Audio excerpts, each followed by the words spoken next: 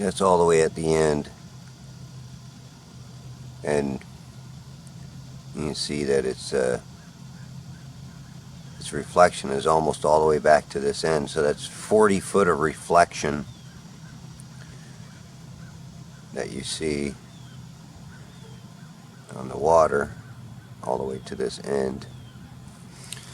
Let me see if I can focus on this end here.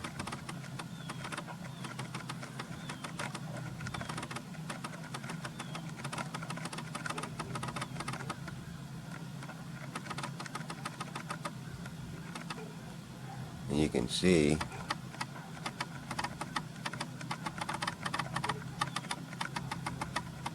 that I'm looking right through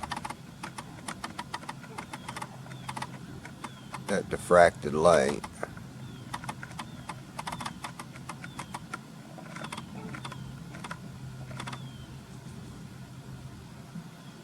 But what I'd like to do is wait until it gets a little darker out and use a flashlight. So I will keep my camera right where it's at. It's not perfectly level with the boat. It should be, but I wasn't going to mess around with trying to level it out. I might try right now. Okay, I sped this part up while I was trying to level my camera out to the gutter. Wasn't an easy task, but right now too, I have more light. I did this later in the day, so I could actually come out and use a flashlight and see if there's any difference going on. And I actually did that during a time lapse. That'll be, I did 2 other time lapses. That'll be video 7. We'll call this one 6. But one of the other things is to look at the reflection and see how that reflection is smeared. And that's approximately across like 45 foot of gutter, minus the diffraction, the light diffraction there, because you cannot see nothing in that light diffraction or that diffraction line. But you see, like, there's almost like 2 diffraction lines. One that's almost to the top of the fake boat. And yes, this is a battery terminal cover that I was trying to find and buy some small boats. I wasn't able to find any, but recently I found some, a battle star or battle. You sank my battleship game, and bought it and got the boats out of it, so I can do something with those. They are going to be on a even smaller scale, so maybe that will even work better yet, being that they're much smaller. And this is one of the things that I'm always saying is that we can go out and do these experiments, and where I draw the horizon line where you see that split, like in the clouds. The reason I put it up higher is because of this right here. You can see how that is all stretched out. The bottom reflection of that little thing to the right, the little tip of the boat. Here I come with my flashlight. You can also see, once you add some light in there, you get a little different perspective. It is a big deal for me, but for an average person, they might not see what I see with adding that light in there. Now I'm going to go back to the natural audio here shortly, and you can listen to what I say, and then I'll go back into talking again shortly after. All right, let's see what I have to say.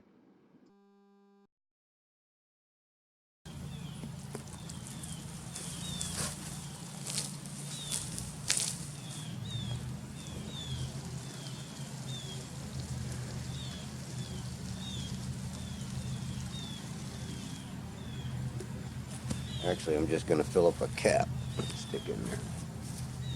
This is why objects disappear when you're out there on that water and you get open water, open light, and you get all this light reflection off the water, off those sharp edges of water that glisten the light off of them. This is what cuts things off. And the Glovers still think it's the curve.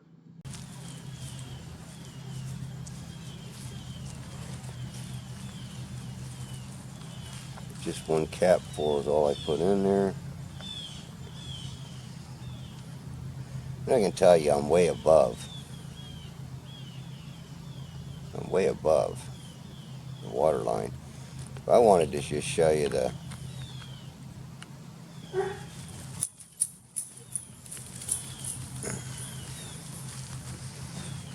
I'm going to drop it down a little bit. Like I said, I just wanted to show you the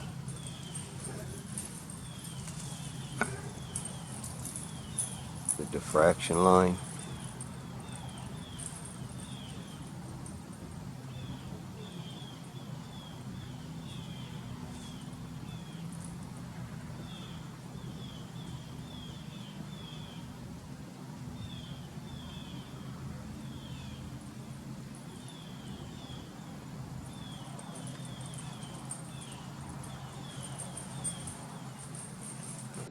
Sorry about this. I should have just let it go and not even have moved it.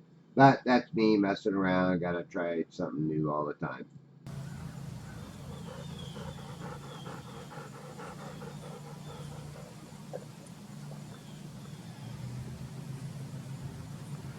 Let me drop some water in there.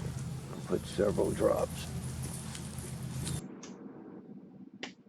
Alright, right here, I put more than several drops in. I give it a good squirt of water.